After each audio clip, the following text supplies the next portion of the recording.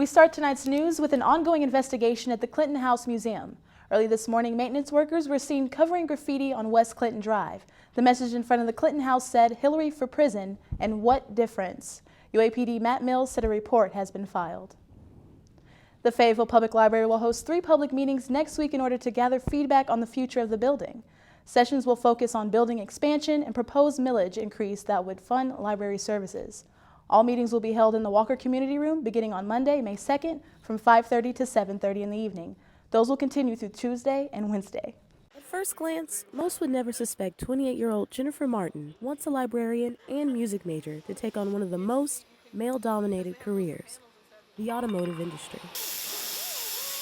I say I'm a mechanic and they're like, oh, okay. Because I mean, they look at me, I'm small and I'm a woman and they're just like, you can do that? I'm like, yeah. According to Catalyst statistics, males make up an estimated 99.4% of jobs in today's automotive and mechanic field. So how does one rise above the status quo? For Martin, it began with her first car. Here we have my vehicle. Her name is Little Dickens. She is a 1992 Honda Accord EX. Old cars, they break down and start having troubles, and so she was giving me grief, and I was in college and I was pretty broke.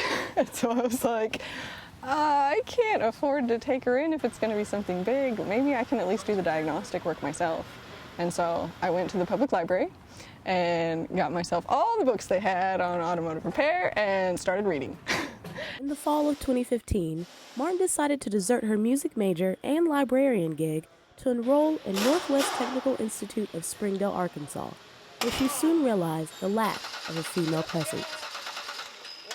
It's hard to get people to take me seriously as a woman being a mechanic. It took a little while with the guys at school. Just, it's a different philosophy. Like, they're all coming from they're trying to learn the book side because they already know the tool side.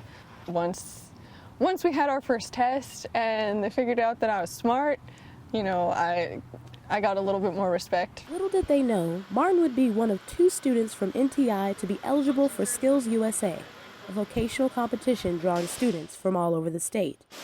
Assistant director and instructor at NTI, John Meredith, was enthused by Martin's results. It's the first year that a woman has actually gone to Skills and won gold. If you pay attention to the females in any industry nowadays, if you will look at it, they are more attention to detail than most of us guys are, and that's the honest truth. They understand the small and what we might think would be unimportant details, and they pick up. And Miss Martin has really shown that in a great way this year, in the way that she has grasped the little details that some of the boys didn't get. Winning first place at state qualifies Martin to go on to the national competition in late June. With gold medals, scholarships, and experience under her belt, Martin already has offers for future employment. They're wanting technicians. And a woman, like I said, they're going to find out that a woman can do it better than a man can, to be honest with you. And I think the field is open, She's got a job running out of here. She is going to be working at a shop because they've already said, we want her, Rising above the stereotypes and sticking to her gut, Martin encourages those who have a dream to push through, because one simply cannot underestimate the hardworking. If you want it, go for it and don't let go. Just keep working, and you'll get there. Even if the guys all say you can't do it, you can still do it. They're not right. I have a stubborn streak, I guess. Like, if you tell me I can't do something, chances are I'm gonna say, watch me. For UATV, I'm Ambrosia Johnson. Single tickets to the Bentonville Film Festival are now on sale. Tickets will be $8 for seniors and students and $10 for the general public. The BFF will take place May 3rd through May 8th in Bentonville, Arkansas. Tickets are also available for May 4th's Together We Make the Music concert. Darius Rucker, Cassidy Pope, and Bear Baber will perform. Those tickets go on sale later this month. They love us unconditionally. Now it's our turn to show them how much we care. Today is National Pet Day. Whether you have a dog, cat, horse, turtle, or fish, today is the day to celebrate your pet. Give them a bone or an extra back scratch and show your pet some extra love. First Lady Nancy Reagan died Sunday morning at her home in Los Angeles. She was 94 years old. The cause of death was congestive heart failure. Ms. Reagan will be buried next to her husband at the Ronald Reagan Presidential Library in Simi Valley, California. Before the service, there will be an opportunity for the public to pay their respects at the library. One of Fayetteville's last home venues, the Sick House, has made its footprint as catering to local and national music acts, all of which is coordinated by one person. Homeowner and Sick House founder Chelsea Ware does it all. Booker, promoter, janitor maybe. I don't know, I do it all. The Sick House hosts a variety of events catering to all ages, free of charge, and donations go to performing acts. Ware posts all events on her public Facebook page entitled What's Up Fayetteville, which often generates a diverse crowd. Hip hop, metal, hardcore, punk, indie, folk, rock, all of it. I try and encompass all of it here because not everyone gets the playtime that they want. That all changed when Ware received a letter from the city of Fayetteville stating that hosting of such public events violated city code. I just think that they think that I'm doing something here that I'm not. Regardless of temporary milestones, the Sick House has its supporters. Roommate Luke Collier sees the unique experience despite backlash. And it's kind of like when you hear a band when you're a young kid, and it's like the first thing you ever hear and you'll never forget it. There's nothing like that. You cannot change that event in your life. And she brings that to these people. If people care enough to come check it out, you should let them.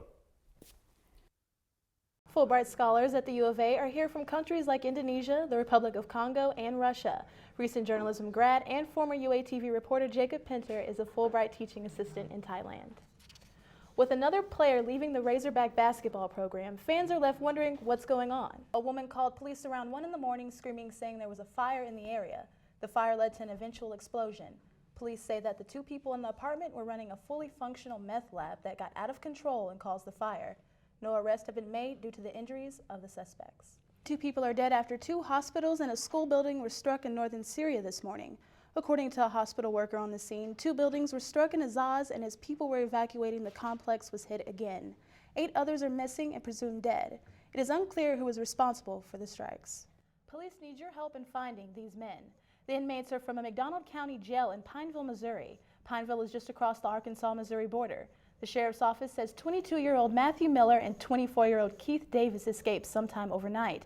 Sheriffs say the 2 were considered armed and dangerous. If you see either of the men, contact authorities and do not approach them.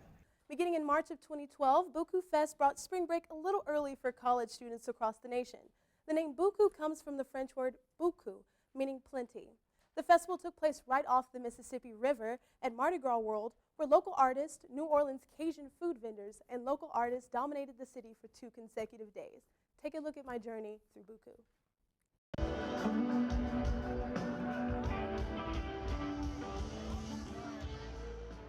Drawing crowds of over 30,000 for its 5th consecutive year, New Orleans Buku Music and Art Project Festival keeps ravers and festival junkies coming from all over the country. Where are you from? Texas! Yes! I'm from Chicago. Cincinnati. Rain or shine, the 2-day festival brought an array of headliner artists with genres ranging from hip-hop, electronic dance music, and New Orleans bounce. Amidst the music, New Orleans Cajun-style food was a must, as New Orleans' own Big Frida shared her famous dish. Chef Big Frida out here working at Buku Fest, making a booty poppin' potatoes, the twerker made, cucumber tomato salad. It's going down, baby. Fuse entertainment star and queen of bounce music herself, Big Frida kept the party going in the kitchen as festival goers danced for booty poppin' potatoes. Through the food, music, and art culture of New Orleans, the Buku Music and Art Project brought together artists of all kinds and gave newcomers festival life, New Orleans style. Despite raining and severe flooding, it was a success, and plans to return in 2017. Reporting live from Arkansas on campus, I'm Ambrosia Johnson. Back to you guys at the desk. Those are some tips to keep in mind as we have a chance of severe weather later in the week. But today was like any other April 25th. It wasn't too hot or too cold. All I wore is a light sweater. I loved Miss Congeniality, Ambrosia, but first let's head over to Michael Morrison for our current conditions. 6 people are left dead and 2 others hospitalized after a shooting in Michigan this weekend. Jason Brian Dalton is due in court today to face murder charges. Police do not yet have a motive. A source with the knowledge of the investigation says Dalton picked up and dropped off passengers between shootings. Uber confirmed that Dalton was an Uber driver and said he had passed a background check. Academy Award-winning actress Gina Davis will be visiting the U of A this Thursday. Davis will speak on the ways women are represented in the film industry. She will also discuss the Bentonville Film Festival that she helped create last year. The lecture is open and free to the public. You can catch Davis in Giffords Auditorium in Old Main Thursday at 2. With the spring semester coming to a close and stress is high, Fayetteville welcomes a new stress reliever. The Purr Cafe and Lounge, a safe haven welcoming cat lovers and furry friends alike. Fayetteville native and owner Lauren Solomon says the idea came from abroad. It came about in Taiwan, and then it moved to Japan, and they have tons of cat cafes over there. Taipei, Taiwan is home to one of the world's first cat cafes and has been since 1998. Now trending in the U.S., cat cafes are providing homes and affection for Arkansas's stray cat population. The cats are all rescue animals. They come from Fayetteville Animal Services, Springdale Animal Services. A lot of people who can't have their animals around. So this seemed like a great place, and college students seem to be liking it. Cat lover and marine biologist student Nicole finds equal ground at the Purr Cafe. Renting a place, it's hard to have a pet with you. It costs more, and so it's just fun to get out with other cat lovers. Like, nobody's gonna judge you for sweet talking the cats here. All cats are eligible for adoption, and Solomon plans to bring more cats as the year progresses. Cats are so unpredictable. They're fun-loving animals. For UATV, I'm Ambrosia Johnson.